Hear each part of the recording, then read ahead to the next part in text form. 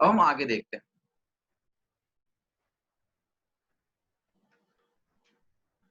देखो, अभी तक मैंने क्या डिस्कस किया कि जो सेल होता है, ठीक है, किसका? मेरिस्टेमेटिक टिश्यू का, वो कॉन्टिन्यूसली डिवाइड करते रहता है, ठीक है।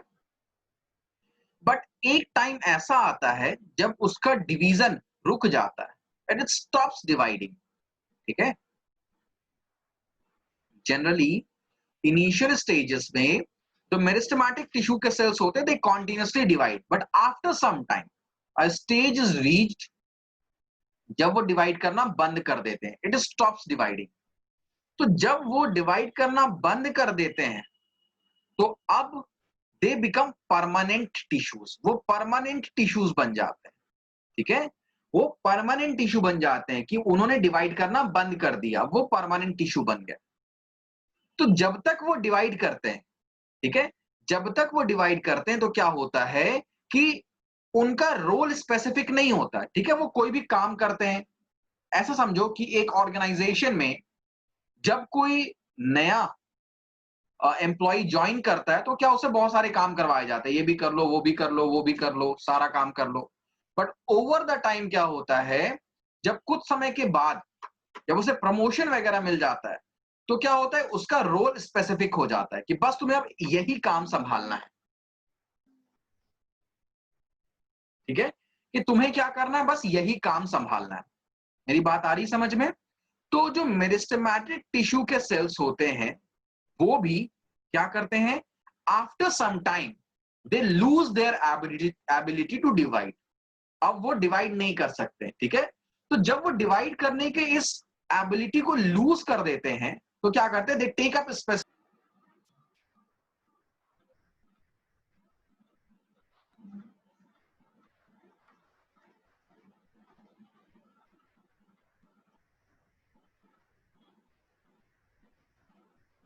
Students, is my voice clear? There was some issue with the network. मेरी आवाज अभी आ रही है क्या? Yes, Yes, sir. sir.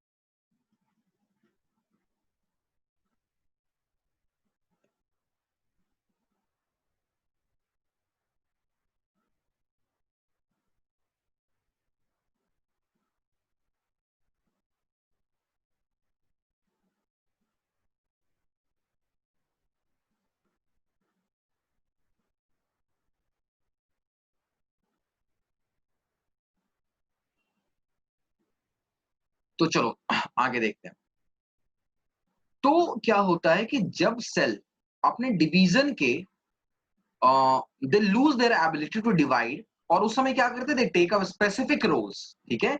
तो तब हम कहते हैं कि दे हैव बिकम परमानेंट, वो परमानेंट हो चुके हैं, ठीक है, उनका वो एक परमानेंट टिश्यू बन चुके हैं। तो ये जो प्रोसेस है, दिस इज कॉल्ड डिफरेंशिएशन या सेल डिफरेंशिएशन। मतलब डिफरेंशिएट हो गए, अब वो न्यू कमर नहीं है, उनसे सारा काम नहीं करवाया जाएगा, उनको स्पेसिफिक रोल दिया गया, उनको डिफरेंशिएट कर दिया गया। भाई अब तुम्हारा क्या हो गया, प्रमोशन हो चुका है। तो ये एक तरह से क्या हो रहा है, डिफरेंशिएशन हो रहा है, डिफरेंशिएट किया जा रहा है, अब तुम उन सबसे अलग हो गए हो। तो ये जो प्रोसेस है, that is called cell differentiation, ठीक है। सभी को सेल डिफरेंशिएशन समझ में आया? सर एक बार लास्ट वाला पॉइंट फिर से बता दो, मैं डिस्कनेक्ट हो गया था। बिल्कुल, मैं ये कह रहा हूं कि देखो इसको याद क्या, सेल डिफरेंशिएशन कैसे याद करोगे? डिफरेंशिएट करने का क्या मतलब होता है भाई? डिफरेंशिएट करने का मतलब है दो चीजों के बीच में तुम क्या करते हो, डिफरेंस क्रिएट कर देते हो। तो पहले वो क्या थे, न्यू कमर थे, उनसे सारा काम करवाया जा रहा था, वो कॉन्टिन्यूसली डिवाइड कर रहे थे। अब उनको स्पेसिफिक रोल दिया गया, उनका एक तरह से प्रमोशन हो गया, स्पेसिफिक रोल दिया गया, ठीक है। तो क्योंकि उनको एक स्पेसिफिक रोल दिया गया है तो क्या कर गए, वो डिफरेंशिएट कर गए। तो सेल डिफरेंशिएशन क्या होता है, याद कैसे रखना है कि भाई स्टार्टिंग में जब आए थे तो कैसे थे, मेरिस्टेमेटिक सेल्स थे। बाद में क्या हुआ, उन्होंने डिवाइड करना बंद कर दिया। अब जब उन्होंने डिवाइड करना बंद कर दिया तो उनको स्पेसिफिक रोल्स दिया गया, उनका शेप साइज सब क्या हो गया, फिक्स हो गया, अब वो चेंज नहीं करने वाले।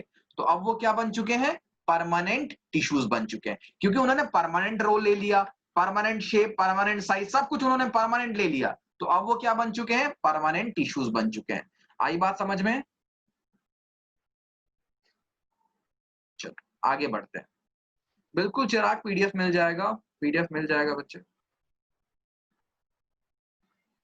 तो मेरिस्टेमेटिक टिश्यू मैंने पढ़ाया था, एक बार मैं मेरिस्टेमेटिक और परमानेंट टिश्यू में डिफरेंशिएशन कर देता हूं, डिफरेंशिएट कर देता हूं, ठीक है। बनते किससे? मेरिस्टेमेटिक से परमानेंट, और इस प्रोसेस को हम क्या बोलते हैं भाई? Cell differentiation.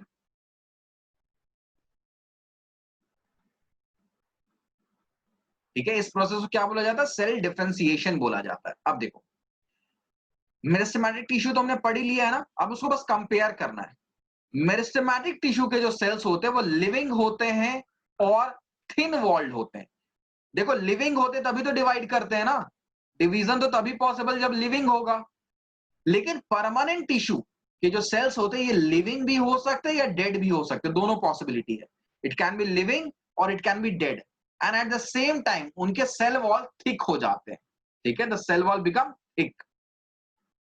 Now second point देखते हैं, मेरिस्टेमेटिक टिश्यू के cells have the ability to divide, but permanent tissue में क्या होता है? Cell loses the ability to divide, ये डिवाइड करने की एबिलिटी को क्या करते हैं?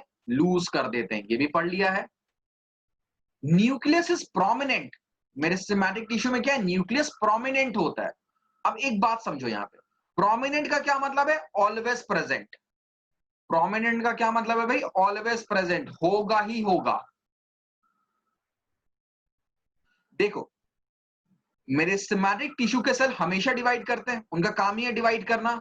और सेल डिवीजन जो होता है ना, वो न्यूक्लियस से शुरू होता है। मैंने बताया था अभी पीछे डायग्राम में, ठीक है। न्यूक्लियस के अंदर ही सेल डिवाइड होना शुरू होता है, न्यूक्लियस से ये शुरू होता है सेल डिवीजन। तो अगर मेरिस्टेमेटिक टिश्यू के सेल्स को डिवाइड करना है तो they must have nucleus, nucleus रहेगा तभी जाके वो सेल डिवाइड हो सकता है।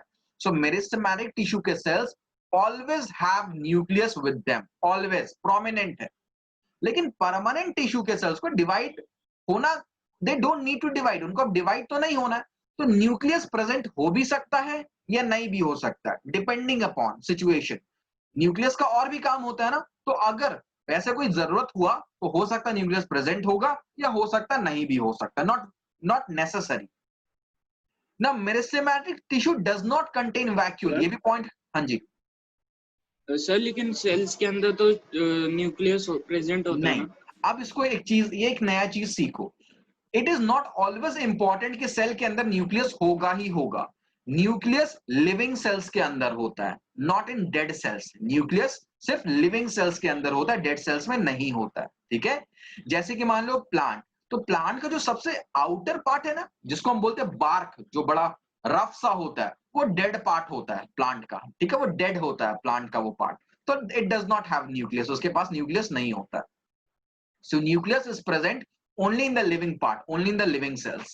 ठीक है, आई बात समझ में Chirag? Yes sir. Next, vacuoles. Vacuoles का फंक्शन मैंने बताया पीछे, वैक्यूल का काम क्या होता है? स्टोरेज करना। बट मेरिस्टेमेटिक टिश्यू को तो फटाफट डिवाइड करना है, तो वो स्टोरेज करता नहीं है। लेकिन जब वो परमानेंट हो गया तो नाउ उसको स्टोरेज करने की जरूरत पड़ सकती है, क्योंकि वो क्या, परमानेंट हो गया वहां पे। So that's why they contain vacuole, उनके पास वैक्यूल होता है। ठीक है, next, meristematic tissues are localized to root and shoot tip. ठीक है, या इसको हम बोल सकते हैं सर्टेन एरियाज। ठीक है, ये थोड़ा सा इसमें चेंज करना है, टू सर्टेन एरियाज, या हम बोल सकते हैं ग्रोइंग एरियाज। ठीक है, थोड़ा सा एडिट करना है इसमें, इसमें ऐड होता कुछ और, मिस हो गया ये चीज। देखो, मेरिस्टेमेटिक टिश्यू का काम क्या है? उनका काम क्या है भाई? ग्रो करना। तो वो वहीं पर प्रेजेंट होते हैं जहां पर प्लांट को ग्रो करना होता है। प्लांट के जो हिस्से ग्रो करना बंद कर चुके होते हैं वहां पर मेरिस्टेमेटिक टिश्यूज नहीं प्रेजेंट होते हैं। ठीक है, लेकिन परमानेंट टिश्यूज के बहुत सारे काम होते हैं। ठीक है, स्टोरेज करना और बहुत सारे। देखो, परमानेंट टिश्यू का मेन रोल होता है स्टोरेज, याद रखो, मेन रोल इज स्टोरेज। साथ ही साथ और भी बहुत सारे काम होते हैं। तो परमानेंट टिश्यू हर जगह पाया जाता है, पूरे प्लांट में everywhere there is permanent tissues. ठीक है बच्चों, ये डिफरेंस समझ में आ गया सभी को? कोई डाउट किसी को?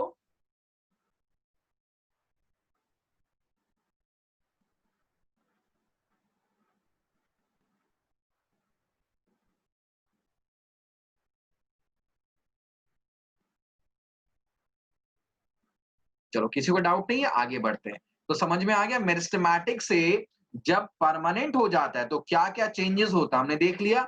अब हम परमानेंट टिश्यूज के बारे में डिटेल से पढ़ते हैं। देखो जो परमानेंट टिश्यूज होते हैं ना, जो परमानेंट टिश्यूज होते हैं उनको दो पार्ट में डिवाइड किया जाता है, सिंपल परमानेंट और कॉम्प्लेक्स परमानेंट। ठीक है, सिंपल परमानेंट टिश्यू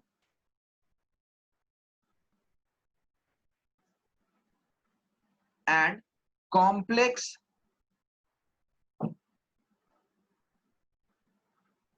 जस्ट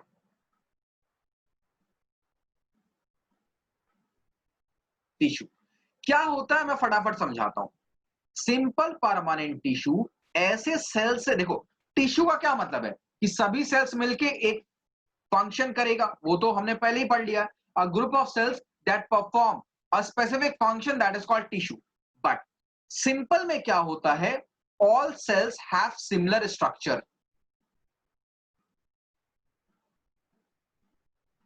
देखो फंक्शन तो सेम करेगा ही करेगा ना, इसमें तो कोई डाउट ही नहीं है। सिंपल में क्या होता है, सिंपल टिश्यूज में जो सेल्स होते हैं सभी का स्ट्रक्चर भी सिमिलर ही होता है। ठीक है, फंक्शन तो हमेशा सिमिलर होता है, हर टाइप के टिश्यू में फंक्शन तो हमेशा सिमिलर होता है, पर मैंने बोला था स्ट्रक्चर सिमिलर हो भी सकता है, नहीं भी हो सकता है। अगर स्ट्रक्चर सिमिलर होता है सभी सेल्स का तो वो होता है simple permanent tissue. But complex permanent में क्या होता है कि different cells have different structures. Structures क्या होते हैं, अलग अलग होते हैं। फंक्शन मिलके सब एक ही कर रहा होता है, कॉमन फंक्शन, बट स्ट्रक्चर्स जो होते हैं वो अलग अलग होते हैं। ये बात सभी को समझ में आई? तो हम अब पढ़ते हैं सिंपल परमानेंट टिश्यूज के बारे में। देखो सिंपल परमानेंट टिश्यू तीन पार्ट में क्लासिफाइड है, पैरेन्काइमा, कोलेन्काइमा एंड स्लेरेन्काइमा। ठीक है, तो स्लेरेन्काइमा बोलते हैं, पैरेन्काइमा, कोलेन्काइमा एंड स्लेरेन्काइमा। इनको डिटेल में देखते हैं।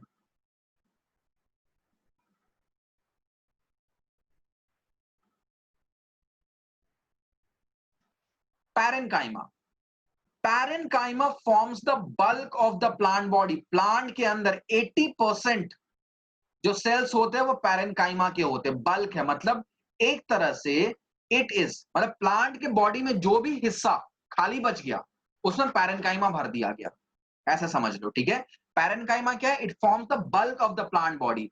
ऑलमोस्ट प्लांट के हर पार्ट में पैरेन्काइमा प्रेजेंट होता है। ठीक है, पैरेन्काइमा के सेल्स अनस्पेशलाइज्ड होते हैं, मतलब ये कोई स्पेसिफिक रोल नहीं प्ले करते। इनका मेन काम क्या होता है, इनका मेन काम होता है स्टोरेज का। ध्यान दो, पैरेन्काइमा का मेन काम क्या होता है, स्टोरेज का काम होता है। एक वर्ड बस याद रखना, पूरा का पूरा कॉन्सेप्ट समझ में आ जाएगा। पैरेन्काइमा सेल्स का मेन काम क्या होता है, स्टोरेज का काम होता है। तो प्लांट के पूरे बॉडी में हर जगह क्या होता है, स्टोर, कुछ ना कुछ स्टोर करना होता है, इसलिए पैरेन्काइमा हर जगह प्रेजेंट होते हैं, एवरीवेयर। ठीक है, अब पैरेन्काइमा का सेल वॉल के पास डेंस साइटोप्लाज्म होता है, small nucleus and which surrounds a large vacuole. देखो जो जो ये मैं पूरा पढ़ा रहा हूं, समझा रहा हूं, बट दिमाग में ये मत लेना कि सर ये क्या पूरा याद करना पड़ेगा, ये तो बहुत ज्यादा है। नहीं, समझ लो पूरा, बट जो पॉइंट्स मैं बोल रहा हूं वेरी इंपॉर्टेंट, बस उसी को याद रखो। ठीक है, एग्जाम में 2 से 3 पॉइंट बस याद रखना होता है, या दो टाइप से क्वेश्चन आता है, या तो आएगा right a short note on parenchyma, जिसका चांस बहुत कम है। ठीक है, right a short note on parenchyma आने का चांस बहुत कम है। क्वेश्चन कैसे पूछा जाएगा, 3 नंबर का क्वेश्चन होगा, वो 3 पार्ट्स में बटा हुआ होगा। ठीक है, 3 नंबर का क्वेश्चन 3 पार्ट्स में बटा हुआ होगा और स्पेसिफिक फंक्शन से वो रिलेटेड होगा। जैसे होगा a tissue which is mainly responsible for storage, या a tissue which is present or which forms the bulk of the plant body, name it। तो ये होगा पैरेन्काइमा। ठीक है, तो मेन फंक्शन क्या है इसका, स्टोरेज, ये ध्यान रखना है। दूसरा क्या ध्यान रखना है कि it forms the bulk of plant body.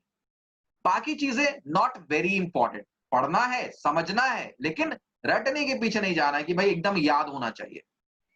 So the cell wall encloses a dense cytoplasm which contain a small nucleus and surrounds a large central vacuole। Dense site, जैसे दिख रहा सेल दिख रहा तुम्हें। ठीक है, नाउ क्या होता है इस सेल में, बीच में कहीं पे न्यूक्लियस होता है, so suppose this is nucleus, और एक वैक्यूल होता है। So this is the vacuole, ये हमारा वैक्यूल है और ये हमारा क्या है, this is nucleus. Cells oval हो सकते हैं, राउंड हो सकते हैं, पॉलीगोनल हो सकते हैं, एलोंगेटेड हो सकते हैं। Now this is not very important to learn, क्योंकि हम जितना आगे भी पढ़ेंगे ना, सबके सेल्स या तो राउंड होते हैं, या तो पॉलीगोनल होते हैं, या तो ओवल होते हैं। तो याद करोगे तो कंफ्यूज हो जाओगे, तो इसमें ज्यादा दिमाग नहीं लगाना है, ठीक है। पढ़ लिया ठीक है, बट ज्यादा नहीं कंफ्यूज होना कि भाई एकदम वर्ड बाय वर्ड इसको याद करके रखना, नो, नॉट वेरी इंपॉर्टेंट। दूसरा, दे आर लाइव सेल्स, ये इंपॉर्टेंट है। This is an important part कि पैरेन्काइमा के सेल्स कैसे होते हैं, लाइव सेल्स होते हैं, and they are loosely packed, ठीक है, so that large intercellular spaces are found in this tissue. तो this has to be remembered, ये याद रखना है।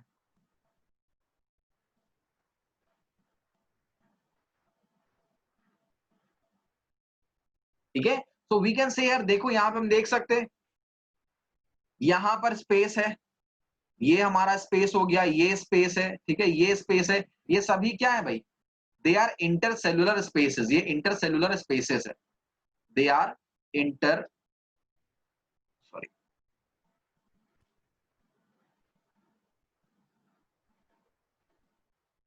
Intercellular spaces. आई बात समझ में? किसी को डाउट है यहां तक ना? ये कहां पाए जाते हैं, ज्यादा परेशान मत होना, कहां पाए जाते हैं, ये हर जगह पाए जाते हैं, ठीक है, ऑलमोस्ट हर जगह पाए जाते हैं, तो बहुत ज्यादा ये पूछा नहीं जाएगा, मैं समझा दे रहा हूं। It is found in cortex of the root. Cortex क्या होता है, रूट का सॉफ्ट पार्ट, रूट के जो अंदर का पार्ट होता है उसको बोलते हैं कॉर्टेक्स। तो cortex of the root, ground tissues in stem, stems में पाया जाता है, mesophyll of the leaf, mesophyll of the leaf, leaf के जो अंदर का पार्ट होता है उसको बोलते हैं मेसोफिल, ठीक है। तो नॉट वेरी इंपॉर्टेंट, ज्यादा यहाँ पे ध्यान नहीं देना है। It is also found in packing tissues of xylem and phloem. ये क्या होता है, ये हम आगे पढ़ेंगे, ठीक है। सो इसमें ज्यादा ध्यान नहीं देना है। अगर याद करना ही है तो दो बातें याद कर लेना कि कॉर्टेक्स रूट में पाया जाता है भाई, और मेसोफिल ऑफ द लीफ में। याद करने का तरीका क्या है, सुनो, रूट, रूट में भी क्या होता है, प्लांट स्टोर करता है। जैसे बहुत सारे प्लांट्स होते हैं जिनका हम रूट्स खा, पोटैटो, पोटैटो को हम क्या खाते हैं, रूट्स खाते हैं, ठीक है। जब हम आलू खा रहे होते हैं वो क्या होता है, बेसिकली रूट्स होता है। जैसे शुगर केन हो गया, उसका हम क्या खा रहे होते हैं, स्टेम खा रहे होते हैं। बहुत सारे प्लांट का हम क्या खाते हैं, लीव्स खाते हैं। तो ये सारे के सारे क्या, स्टोरेज साइट है। और मैंने क्या बताया, पैरेन्काइमा कहां प्रेजेंट होता है, जहां भी स्टोरेज करना होता है। हाँ जी चिराग, हमारी स्किन भी टिश्यू होती है, बट वो एनिमल टिश्यू का पार्ट है। तो वो जब हम एनिमल वाला पार्ट पढ़ेंगे तो हम उसमें डिस्कस करेंगे हमारे स्किन के बारे में। आई बात समझ में सभी को?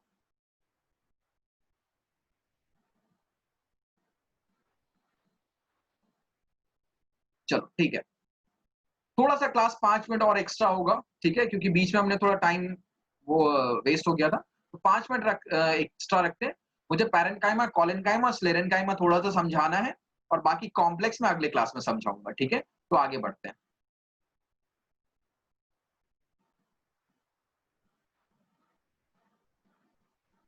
मेन फंक्शन क्या है भाई, स्टोरेज, याद रखना है, ठीक है, ज्यादा सोचना ही नहीं है, बस एक ही वर्ड याद रखना है, स्टोरेज, ठीक है। अब दो बहुत important points, these two are very important points. क्या इंपॉर्टेंट है ये देखो,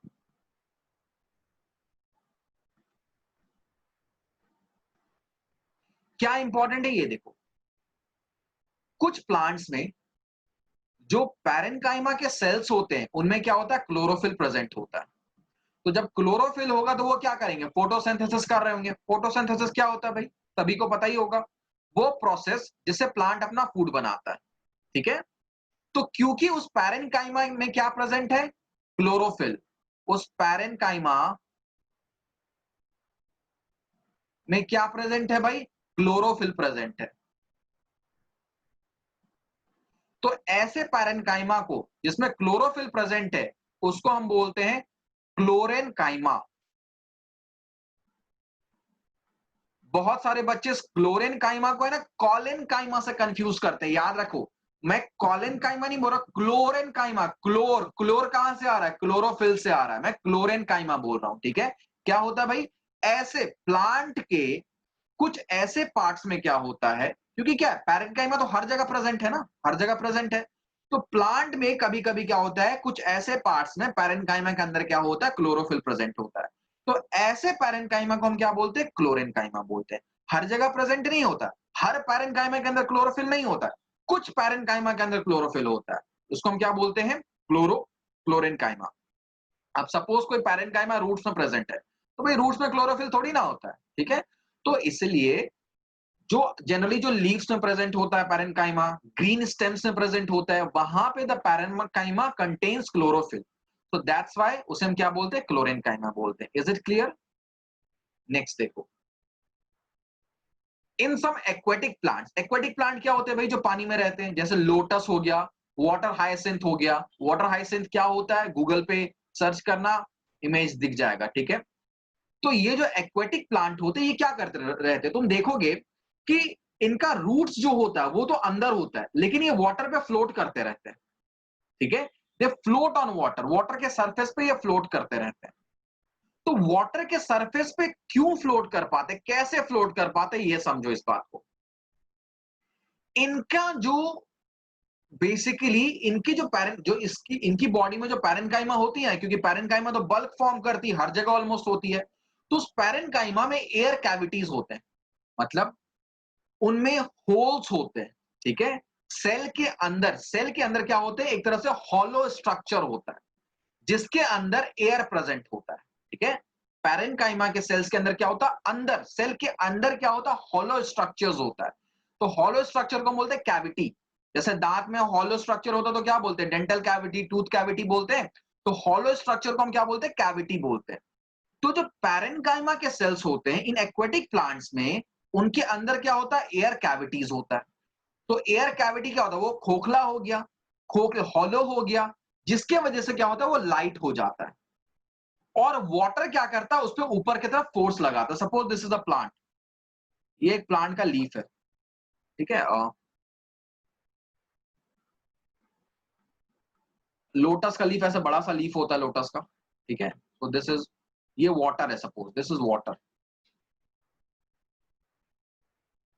तो क्या होता है, क्योंकि ये जो लोटस का लीफ है, इट हैज व्हाट, ऐसे पैरेन्काइमा इसके पास हैं जिसमें एयर कैविटीज है, तो वाटर क्या करता है, इस पे फोर्स लगाता है ऊपर की तरफ। वैसे वाटर तो सभी चीज के ऊपर की तरफ फोर्स लगाता है। तुम वॉशरूम जाओ और एक मग को बकेट फुल ऑफ वाटर में नीचे की तरफ पुश करो, क्या होगा, मग ऊपर की तरफ आएगा।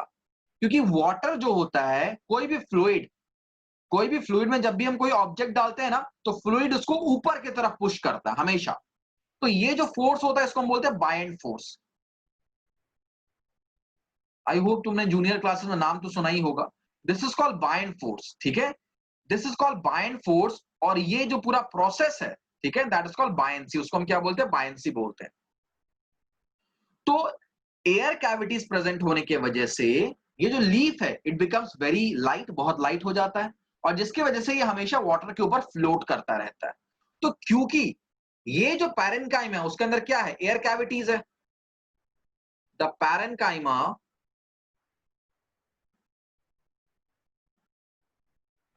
कंटेन एयर कैविटीज है उसके पास।